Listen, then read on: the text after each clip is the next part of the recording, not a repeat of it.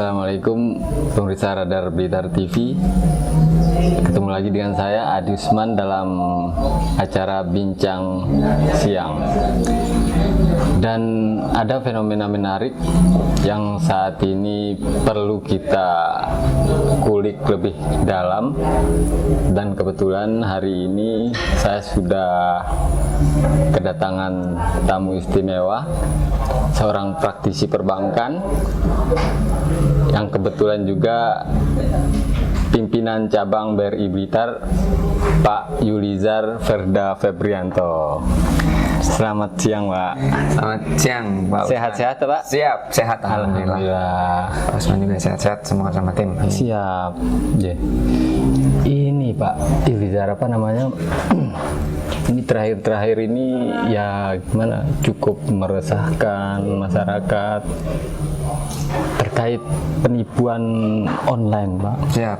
Dan kebetulan Pak Yulizar di perbankan yang jadi sasaran selama ini, Pak. Ya. Sasaran mereka di hacker servernya perbankan, itu gimana menurut Pak Yulizar, Pak? Sebagai lembaga yang terutama langsung berkecimpung dengan keuangan, tentu kan namanya perbankan ini tidak lepas dari sorotan masyarakat, terutama adalah orang-orang yang mungkin melihat, ternyata orang yang berada di bank itu banyak uangnya gitu. berarti intinya banyak duit itu berarti, Pak, ya? Bukan, banknya yang banknya. Banknya. Uangnya disimpan di bank, benar. Di bank. Jadi kan tidak semua sama. Banyak juga yang masyarakat ini menyisihkan tabungannya. Ada juga yang untuk bertransaksi, perbankan itu kan kebutuhannya gitu. Jadi banyak orang mungkin berpandangan bahwa ketika dia punya rekening di bank maka uangnya banyak gitu, maka mungkin juga orang akan berpikir, kalau misalnya saya mencoba mencari jalan pintas untuk mencari uang, ya mungkin salah satunya adalah lewat bank gitu. Nah, fenomenanya sekarang adalah yang banyak dilakukan oleh para pengambil cara cepat itu adalah dengan namanya oknum itu, Pak, ya? Betul, itu namanya social engineering, Pak Usman. Jadi social engineering ini adalah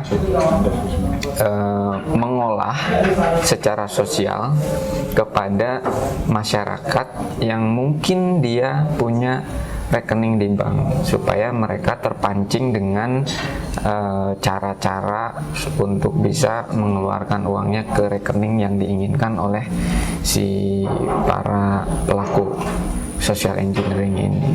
Mereka rata-rata Pak, ya, apa sasaran psikologisnya, Pak, ya? Iya, itu, Pak? betul. Jadi yang disasar itu adalah biasanya jam-jam tertentu. Sudah dipilih jam-jam tertentunya. Iya, betul. Hari-hari tertentu. Contohnya biasanya adalah hari Sabtu atau hari Minggu, yang mana ketika minta bantuan tidak bisa datang ke banknya karena dia kan tutup. Maka yang dimintai bantuan adalah nomor telepon, atau nomor WA atau media sosial yang bisa diakses, yang ternyata yang diakses saat itu, yang ditelepon, yang di WA atau yang di chat itu adalah ternyata bukan akun resminya BRI gitu. Maka diarahkanlah nasabah itu untuk sasaran itu, Pak, ya? Iya, untuk mengarah ke transaksi yang diharapkan oleh si social engineering tadi. Kayak misalnya ngasih, mungkin ada teman saya yang kemarin terkena penipuan itu, Pak, itu ngasih formulir, Pak. Dikasih form atas nama mungkin BRI, terus disuruh untuk peningkatan perubahan tarif transfer, Pak, ya? Siap, betul. Yang sedang gencar sekarang adalah menghembuskan isu perubahan tarif transaksi. Padahal sebenarnya BRI tidak pernah sekalipun saat ini mengubah tarif transaksinya. Batas transaksi itu, Pak, ya? Di ATM itu. Biaya transaksi. Biaya transaksi, Pak. Yang dihembuskan kan adalah kepada nasabah ini ada perubahan tarif transaksi nih. Kalau misalnya tidak mau berubah, maka isi link berikut ini, klik link berikut ini gitu. Nah ternyata di link itu adalah link untuk mengambil atau mencuri data nasabah tadi, mencuri nomor identitas, user ID, BRIMO dan password BRIMO-nya, betul. Jadi ya sampai dengan sekarang modus yang paling banyak itu seperti itu ya. Dan rata-rata sasarannya itu gimana Pak? Apa yang di desa atau gimana itu Pak? Sasarannya mereka itu? Iya, sebenarnya sasarannya random Pak ya? Random, tidak kenal itu di desa, tidak kenal di kota. Atau mereka sudah ada sasaran, mereka juga melakukan pencarian untuk sasarannya ini, mungkin kerjanya di sini enggak atau seperti apa? Enggak juga Pak? Random ya? Benar-benar random. Jadi seperti kita mancing lah ya. Kalau mancing kan lempar umpan ke kolam ya sudah. Ada yang nyamperin, ditarik, dapat berarti dia. Bisa jadi ikannya besar, bisa jadi ikannya kecil gitu kan, bisa jadi nila, bisa jadi patin gitu, atau bisa jadi lele, sama juga seperti itu. Karena mereka juga sebetulnya tidak punya data bahwa mereka sebenarnya tidak punya base data kita itu mereka nggak punya apa ya? Tidak ada. Mereka benar-benar mancing di laut lepas ibaratnya gitu.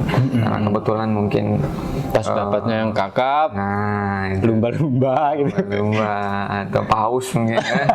Tapi enggak sih, sampai dengan saat ini mereka benar-benar hanya sekedar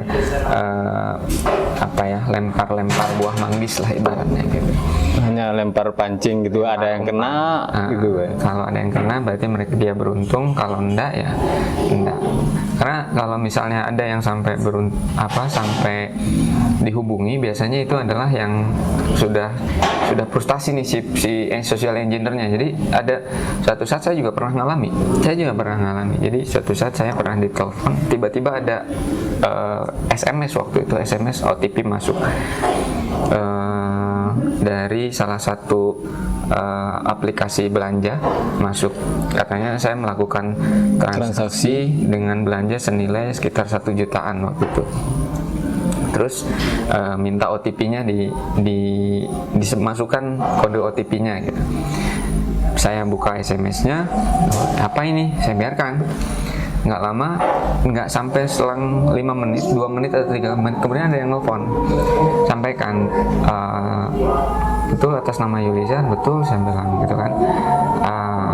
Pak, kami dari... Padahal Bapak sudah ngasih nama atau gimana Pak? Enggak, dia kalau itu di akun jual beli itu ya Pak? Ya, dia di akun jual beli kan muncul. Nah, dia tanya, Pak, atas nama Yulizar. Oh ya, saya. Pak, mohon maaf, kami dari BRI, menyebutkan BRI, dari kartu kredit. Nggak ngerti dia Pak. Oke, apa yang bisa saya bantu? Saya bilang gitu kan. Mohon maaf Pak, boleh minta disebutkan nomor kartu kreditnya? Kartu kredit. Saya bilang, memang pas kebetulan waktu itu saya juga tidak bawa dompet tidak bawa dompet di saku. Saya nggak lagi bawa dompet Pak. Loh, nggak apa-apa Pak, ditunggu aja. Bisa tunggu, diambil aja. Tapi kok Pak Yulizar sendiri kok jujur Pak ya? Gimana itu prosesnya? Ya karena kita kan awam waktu itu ya. Waktu masih belum marak, saya pikir oke, mungkin ini teman-teman lagi mau jualan nih, mau marketing gitu. Terus nggak lama tuh, Pak, barusan kami kirimkan SMS berupa notifikasi untuk pemberitahuan transaksi. Dia bilang, transaksi apa? Saya bilang, nggak Pak, ini update transaksinya adalah update identitas. Dia bilang gitu. Identitas, ya mohon disebutkan kode itu ya. Enggak, saya bilang nggak ada. Itu telepon Pak ya? Dia telepon. Jadi memang sudah niat dia. Saya bilang nggak ada transaksi. Padahal saya lihat ada, ini transaksi. Setelah itu, Pak, kok gitu sih nggak ada? Ya nggak ada, saya bilang, mancing juga. Ternyata dia bisa emosi juga Pak. Oh gitu Pak ya. Si orang yang mau social engineer itu juga bisa emosi. Ketika kita bisa menjelaskan dengan baik, sabar, itu mereka emosi juga ternyata Pak ya. Ya sudahlah, ditutup sama dia. Gitu. Jadi intinya adalah pada saat ada kondisi seperti itu juga kita harus cerna dulu nih, apa sih sebenarnya yang diminta oleh si social engineer ini, kan apakah dia mau mencuri data kita berupa user ID dan password tadi, ataukah mau meminta OTP atas apa yang dia lakukan transaksi tadi. Pada dasarnya sih ketika kita tidak menyerahkan apapun dalam bentuk user ID atau password, atau mengisi user ID atau password ataupun OTP, itu aman, prinsipnya nggak ada yang bisa mereka lakukan gitu. Aman, Pak ya, asal tidak mengisi, tidak menyebutkan gitu, tidak menyebutkan. Tapi masih ada, Pak, yang berani nyebutkan, atau memang dia nggak paham atau gimana bahwa ini penipuan, kadang gitu, Pak ya. Bisa jadi, yang pasti adalah teman-teman atau nasabah ini adalah juga tidak mungkin niatnya baik gitu kan. Ketika orang halo ditanya apa kabar gitu kan, kita juga kan pasti menjawab baik kan. Kalau kita orang yang ramah kan mesti kita jawab dengan ramah juga. Betul, Pak ya. Pada dasarnya manusia ini kita kan orang ramah ya ketika ditanya gitu. Nah ternyata ya namanya social engineer kan, dia bisa membawa terus akhirnya bisa memancing sampai keluar user ID, password dan OTP tadi. Maka dari itu ya kalau untuk urusan finansial sih sebaiknya jangan pernah sampaikan user, password, OTP. Itu padahal pihak bank pun yang punya itu nggak pernah minta Pak ya ke nasabah, Pak ya. BRI tidak pernah meminta karena itu betul-betul privasi Pak ya. Kalau orang BRI itu tahu bahwa itu adalah privasi, kita juga tidak boleh meminta. Bahkan ngintip ketika misalnya Pak Satpam membantu orang bertransaksi, nasabah bertransaksi di mesin ATM, ngintip pun kita nggak boleh. Kalau sampai itu ketahuan bisa diskors dia. Sampai segitunya sebenarnya Pak untuk keamanan PIN itu Pak ya. Iya betul, maka diedukasi oleh Pak Satpam, Pak silakan menutup dengan tangan pada saat memasukkan PIN di mesin ATM. Sampai ditutup seperti itu. Terus Pak, ada juga kadang social engineering itu yang masuk Pak, misal kadang di website resminya, kadang mereka di kolom komen itu ada mereka ngasih solusi. Oh ini ya bisa nomor untuk solusi transaksi, bisa segera secepatnya bisa hubungi nomor ini. Nah mereka masuk, nanti juga minta itu segala macam data pribadi. Betul.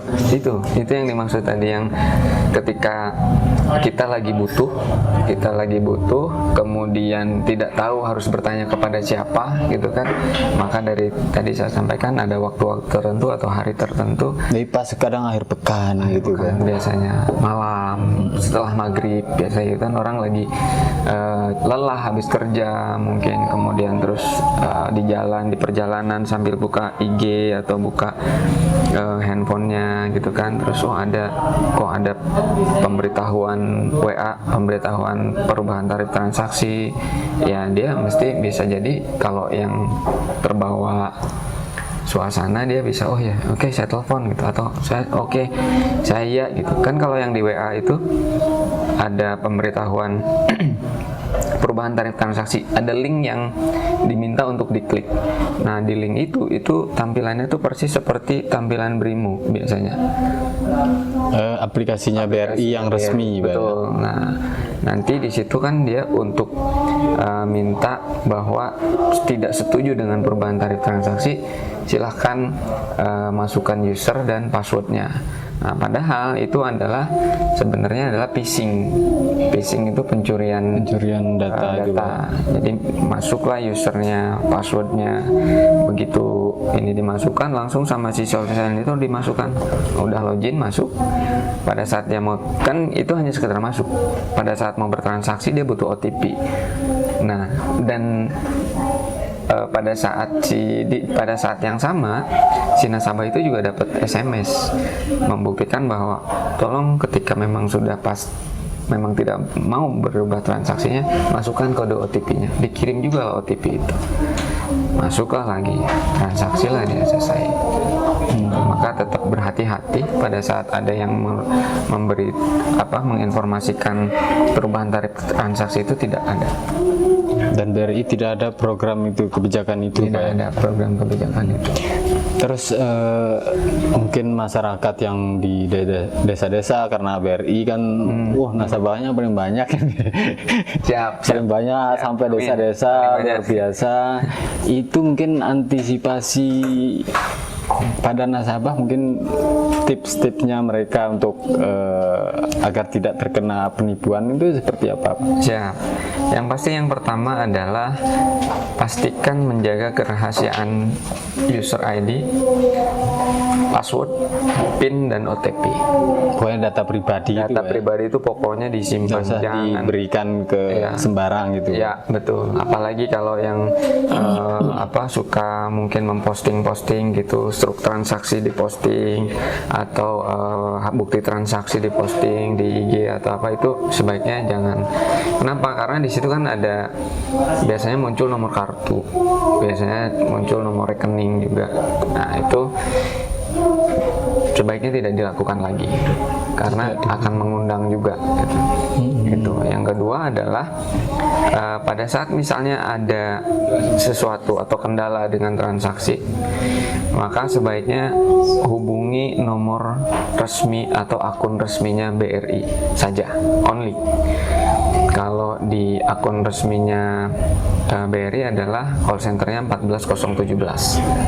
Jadi kalau misalnya ada transaksinya misalnya tidak transfer misalnya terus tiba-tiba mati lampu di mesin ATM gitu kan, transaksinya sudah kedebet tapi tidak nyampe gitu karena mati lampu tadi, pastikan yang dihubungi adalah 14017, bukan nomor yang lain.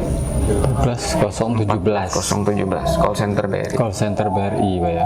Kalaupun misalnya mau menghubungi lewat IG, itu pastikan Bank BRI _ID yang centang biru. Yang centang biru, Pak ya. Betul.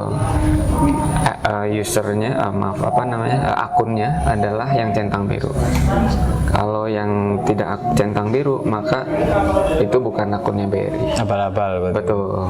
Atau misalnya ada terima WhatsApp gitu yang mengatasnamakan BRI, cek dulu. Kalau BRI itu WA-nya centang hijau. Kalau tidak centang hijau berarti bukan akun BRI. Gitu. Terusan, Pak, upaya dari BRI sendiri untuk menjaga server terkait keamanannya untuk biar tidak mudah dihack itu gimana, Pak? Ada sebenarnya sudah terus dilakukan, Pak ya, atau gimana, Pak? Ya, kalau itu sebetulnya teman-teman di IT di IT-nya sana BRI, itu ya. sudah pasti selalu menjaga kestabilan performance dari servernya. Mereka mungkin setiap bulan sekali juga mengupdate aplikasi yang di handphonenya para nasabah. Jadi akan ada pemberitahuan ketika ada, oh ini Brimo-nya atau aplikasi di handphone ini udah ada update-nya nih, silahkan diupdate. Itu juga menambah keamanan bertransaksi. Jadi minimal mengurangi bugs. Dan yang pasti yang terakhir ada menu baru di Brimo kita, itu adalah menu setor tunai. Setor tunai di ATM, di CRM tanpa menggunakan kartu ATM. Jadi kalau misalnya tidak kartu, Pak. kartu. Jadi Gimana misalnya itu? Pak Usman dari kantor nih, dari kantor misalnya diminta untuk transfer ke istri misalnya gitu, tapi kartunya dibawa istri nih, padahal Pak Usman punyanya tunai. Pak Usman nggak perlu lagi minta tolong ke teman yang, kamu ada saldonya nggak, ini saya kasih tunai, itu nggak perlu lagi. Pak Usman cukup datang ke CRM terdekat, mesin setor tunai terdekat, buka Brimo-nya, kemudian pilih setor tunai. Nanti di situ akan muncul kode OTP untuk bisa melakukan setor tunai di situ. Jadi masuk dulu ke rekening Pak Usman, nanti setelah masuk ke rekening Pak Usman baru transfer ke istri, tanpa harus menggunakan kartu. Kartu, tidak perlu kartu. Berarti harus ada aplikasi Brimo, Pak. Betul. Di Aplikasi Brimo-nya harus di diinstal dulu. smartphone-nya dan handphone-nya gitu, Pak ya. Betul. Sampai dengan saat ini baru baru BRI yang punya aplikasi seperti itu. Dan itu kebijakan inovasi baru itu merupakan salah satu biar nggak perlu pakai kartu kemana-mana, misalnya kartu ketinggalan gitu, nggak gitu Pak ya. Lebih aman juga Pak ya. Setuju, karena kan ini sebenarnya awalnya adalah dari inspirasi pada saat kita pandemi kemarin kan. Tidak boleh keluar rumah, kemudian tidak boleh pegang uang tunai, tapi ternyata pakai kartu pun harus colok-colok gitu kan. Harus pegang-pegang mesinnya itu gitu kan. Nah, dengan kondisi itu apa sih? Yang pertama adalah oke deh kalau gitu kita transaksinya nggak usah pakai ATM, nggak usah pakai kartu ATM, bisa nggak? Oke, pertama adalah waktu itu tarik tunai tanpa menggunakan kartu ATM, bisa tuh.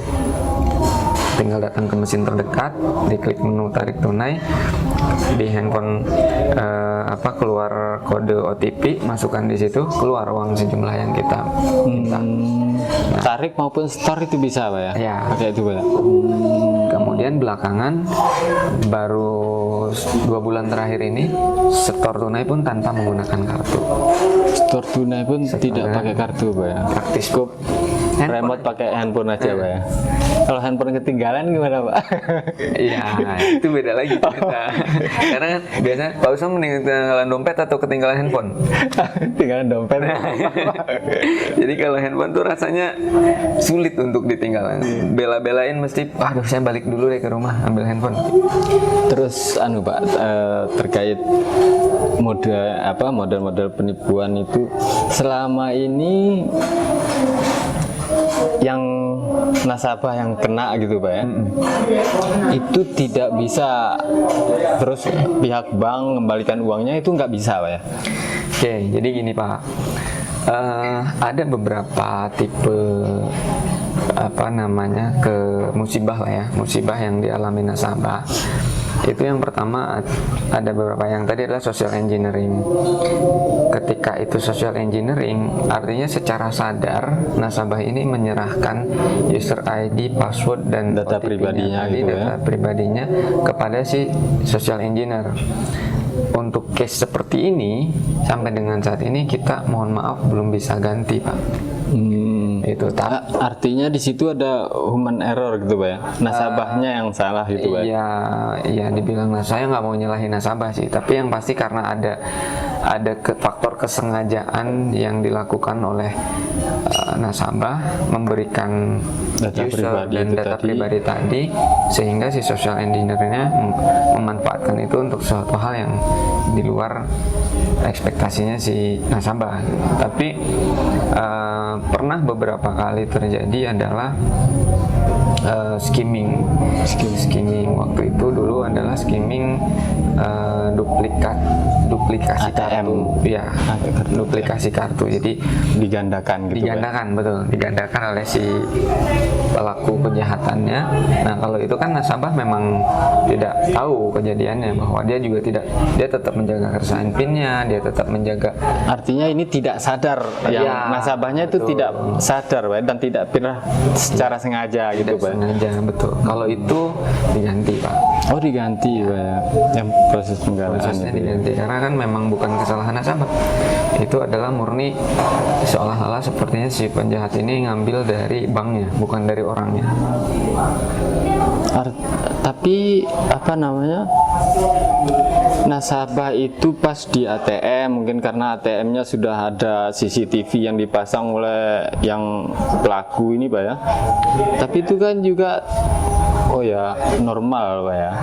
Mereka melakukan wajar transaksi seperti biasa, tapi tiba-tiba kok rekening saya sudah kosong gitu Pak ya. Jadi tapi itu tetap ada tim analisanya sih Pak ya, di kantor pusat tetap dianalisa bener nggak ini bukan kesalahan dari nasabahnya gitu. Kalau bisa kita buktikan ini bukan kesalahan dari nasabah, itu potensi untuk digantinya besar.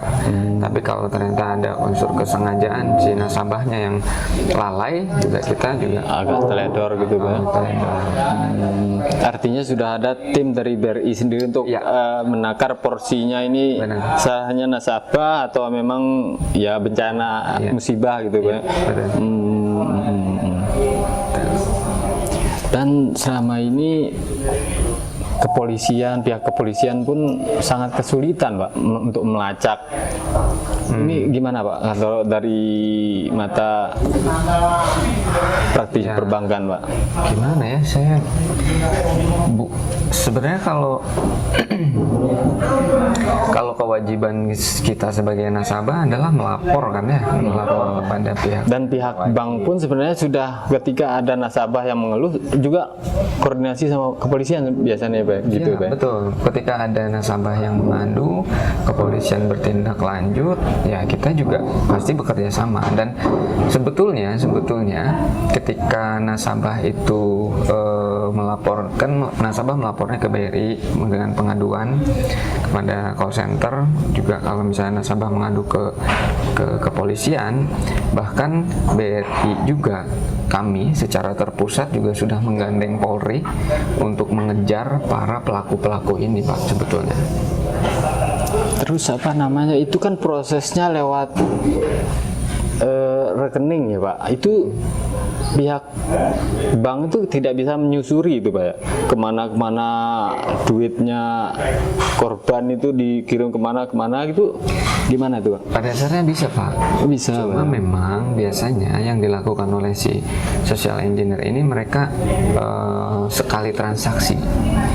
Jadi biasanya ditransaksikannya itu tidak ke BRI lagi. Oh, langsung dipindah loncat-loncat Ya, benar. bank, antar bank, Pak, ya? Antar bank, bisa jadi antar bank, bisa jadi belanja. Kalau belanja kan udah jadi barang.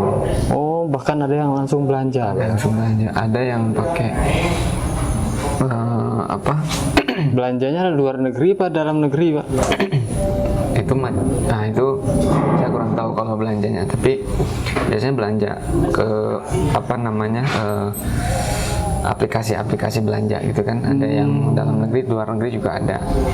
Langsung dirupakan barang, Pak, ya? Ada, Pak. Bisa. Yang tadi contohnya saya di telepon tadi itu Oh, gitu. belanja di salah satu web belanja. Gitu. Datang OTP-nya, ini belanja nih, saya nggak belanja kok. Gitu. Artinya pelakunya itu sudah masuk, sudah hacker data-data ke aplikasi sehingga bisa masuk situ, Pak, ya? Di aplikasinya belanja itu berarti, Pak? Bukan belanja yang hacker gitu. Jadi contohnya gini, misalnya kita ambil contoh Tokopedia misalnya, kan? Misalnya beli handphone tipe ini, model ini, gitu kan? Oke, bayarnya pakai apa? Bayarnya pakai transfer. Ini si social engineer udah siap-siap nih, sudah siap-siap. Siapa tahu nanti pancingannya dapat kan, gitu kan? Nah, langsung masukkan password, masukkan PIN, kemudian tinggal nunggu OTP aja nih, begitu OTP-nya dapat, dia masukkan jebret, transaksinya udah terjadi kan, beli handphone. Dikirimnya kemana?